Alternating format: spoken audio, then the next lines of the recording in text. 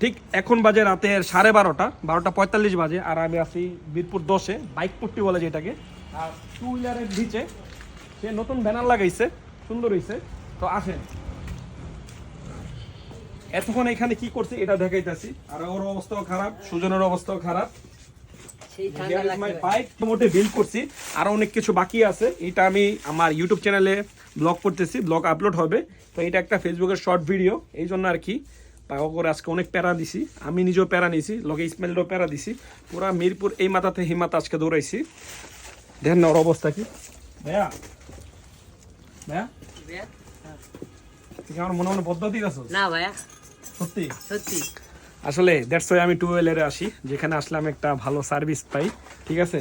আর সবচেয়ে বেশি উপকার আছে সুজন ভাই, ও না থাকলে আজকে হইতো না ব্যাপারটা ভাই। আমার অনেক বেশি কষ্ট না ভাই, কষ্ট কি শীতের ভিতরে ও বলেছে ভাই বাইরে ঠান্ডা ভিতরে গরম, ঠিক আছে।